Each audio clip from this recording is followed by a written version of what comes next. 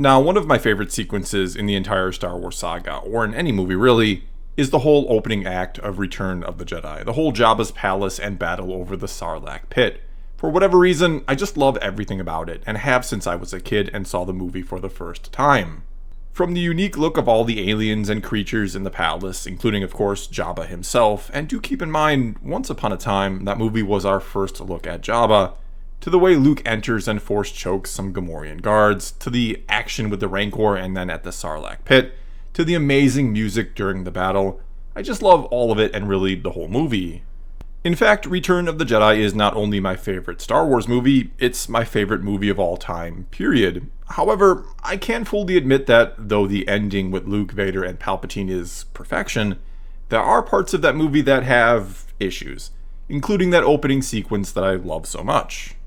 And though there are certainly other issues people have with that film, at the top of some lists would be the Ewoks, I'm guessing, I'm just going to focus on that opening act and mostly discuss what exactly was the plan to rescue Han. Because when you really stop and think about it, and you examine it, there doesn't seem to be one, at least not one that makes any real sense. And sure, we could also ask why exactly was so much of the movie spent on rescuing Han. We could ask if that opening act accomplishes or establishes anything else important, which is a valid question. But in this video, I want to focus on the plan, if there was one, which in universe there almost certainly had to be one.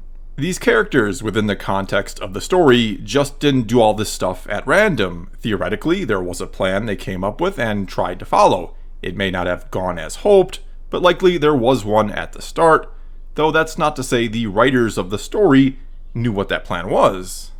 And to be clear about a couple things here at first, I'm not trying to excuse poor writing or to tell or fix the story that was their job to tell. A writer that might try to say or use the excuse that, well, the characters in the story knew what the plan was even if I didn't, is not a good writer. That's not a good excuse, it's just lazy.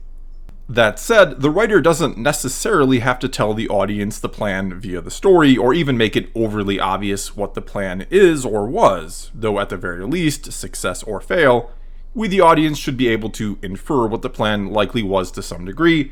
Their actions need to make sense.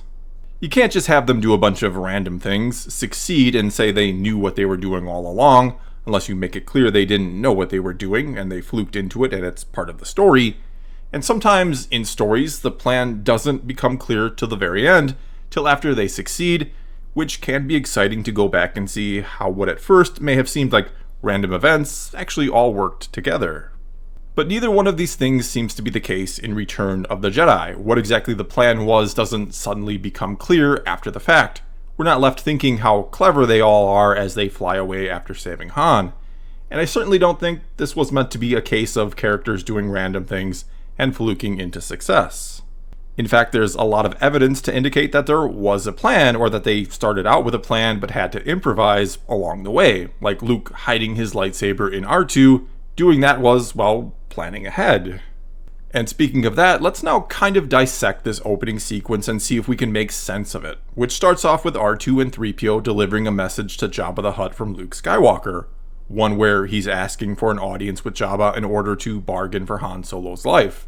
He then, at the end of the message, gives the two droids to Jabba, which seems like perhaps a gesture of good faith, or something to get on Jabba's good side.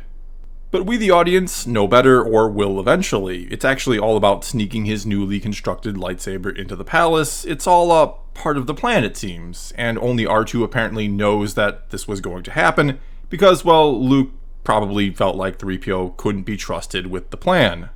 Or he thought the genuine surprised and indignant response from 3PO might really sell it to Jabba, that 3PO honestly didn't know he was about to be given away, and that there was no motive from Luke beyond it being just a gift, even though, as the story goes on, everything there feels like it was part of the plan to the audience. Either way, we know, or can safely assume, that Luke wasn't actually expecting Jabba to simply grant him an audience and to discuss Han, for there to be a brief negotiation, and then for him to walk out the front door with Han, and that be that. Otherwise, he probably wouldn't have given away the droids, because we do know that Luke cares about the droids and wouldn't just randomly give them away, even in the hopes of getting Han back. When they're all fleeing at the very end, right before the sail barge explodes, it's even Luke who makes the comment to make sure that the droids are not left behind. Anyway, clearly whatever the plan is at this point, and again it feels like there is one at this point, Luke seems to expect it will take some degree of force, no pun intended. He knows there's likely going to be some fighting or aggressive negotiations involved. Hence he puts R2 in a position where hopefully he'll be able to retrieve his lightsaber from him when needed. And so far this seems like the makings of maybe not the best plan ever, but a plan nonetheless. That all changes though, the plan making sense I mean, as soon as Leia, disguised as the bounty hunter Bosch, shows up to collect the bounty on Chewbacca.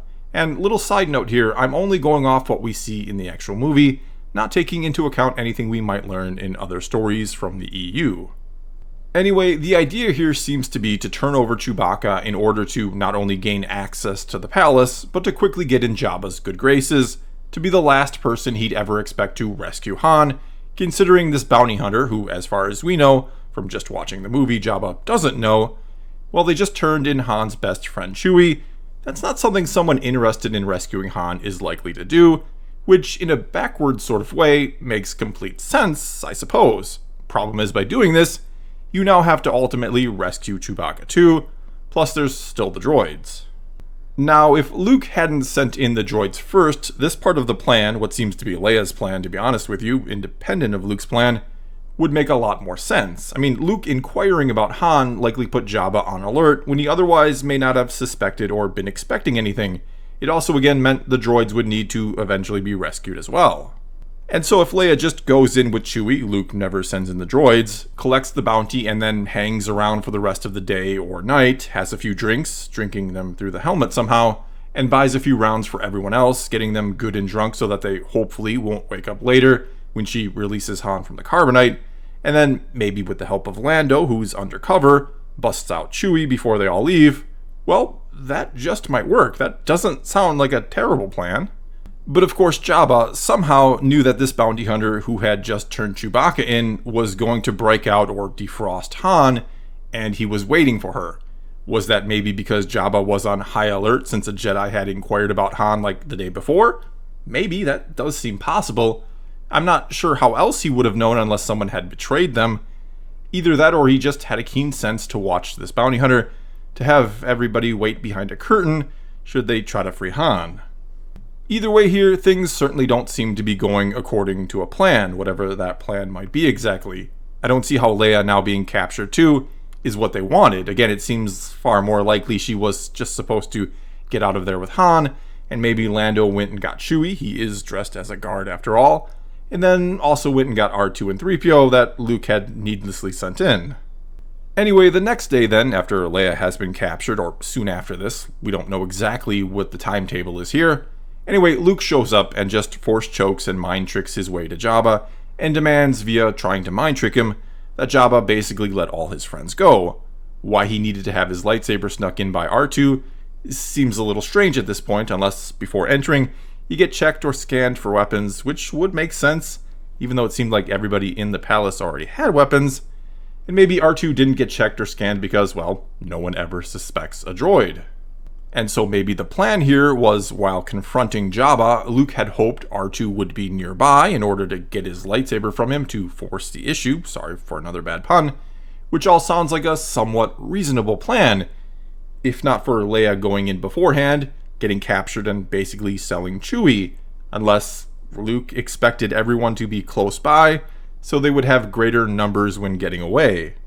Whatever the case may be here, you kind of get the impression that Luke himself could have found a way to bring his lightsaber in, which means maybe, just maybe, there was a really good reason why he gave it to R2 and didn't just try to bring it in himself and break everyone out via brute force. Sorry, another bad pun. Either way here, all part of the plan or not, and it seems unlikely that it is, Jabba is immune to mind tricks, and after Luke threatens to take his friends anyway, and that Jabba can either profit from this or be destroyed, Luke gets dropped down into the Rancor pit, battles the beast, and ultimately kills it, which really angers Jabba. And so whatever the plan is or was, now everyone is captured and things look bleak. This certainly can't be what the plan was, right? Or could it? And this is where we'll start to do some real mental gymnastics to make sense of all this. And first of all, though not very Jedi-like, Luke likely wouldn't be opposed to ending Jabba's life. Hell, he threatens him multiple times during all this. Because not only is Jabba a terrible gangster who's done many horrible things, but even if they manage to rescue Han, likely Jabba will still be after him, if not be after all of them now, or even try to be a thorn in the side of the Rebel Alliance, perhaps. Plus, something to keep in mind here is that Luke grew up on Tatooine, spent his first 19 years there. Undoubtedly, he heard a thing or two about Jabba from his friends or whoever else while hanging out at Tashi Station.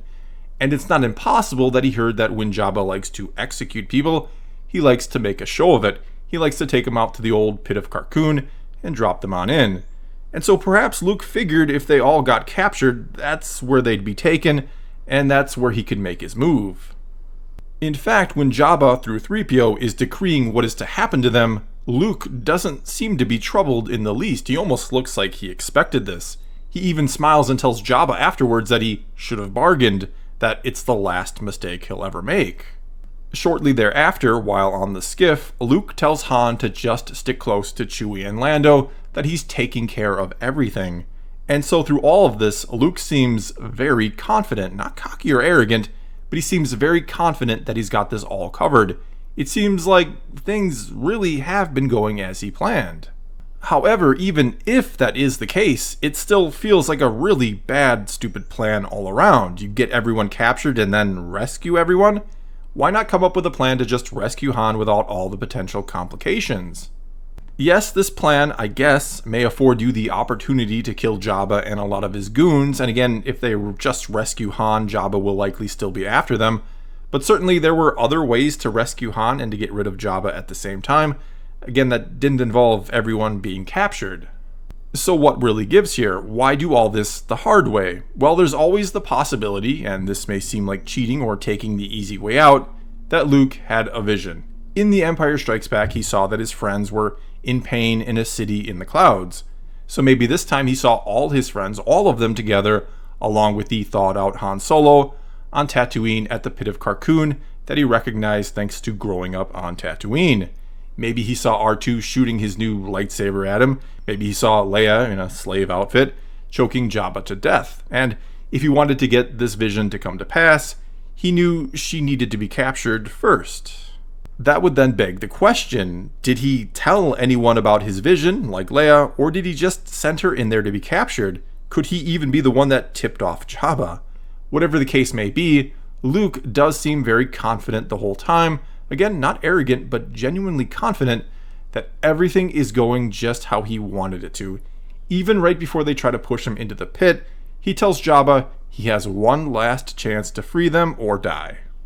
And really, the only other possibility here that makes sense is that Luke and Leia had different plans that they both put into motion at the same time, which honestly seems less believable than Luke having a Force vision about how it would all play out, because I highly doubt they wouldn't work together, or at the very least wouldn't know what the other was planning, unless the idea was for them to both try to free Han their own way, and if one worked, great, though that might still leave someone besides Han captured. In truth here, the fact that we can't really see or figure out what the plan was is likely because the writers, in this case George Lucas and Lawrence Kasdan, didn't have a plan entirely figured out either. Likely they just wanted an excuse to get all our main important characters at the big opening battle, and that was that. So they had them all either be given as gifts, captured, sneak in and go undercover, and so on. And the fact that I don't really hear or haven't heard over the years too many people complain about this could mean that at least the impression that a plan was in play was given well enough that people didn't really notice or think about it, which is in large part again thanks to, I think, the confidence of Luke Skywalker at every turn. We may not see the plan, but he's so damn sure of himself that there must be one, and it must be working. Well, that's all I've got for you this time. Now it's your turn to tell me what you think the plan was, and if this is something that you noticed or let bother you before. Either way, leave a comment below and let's talk some Star Wars. And until next time, thanks for watching.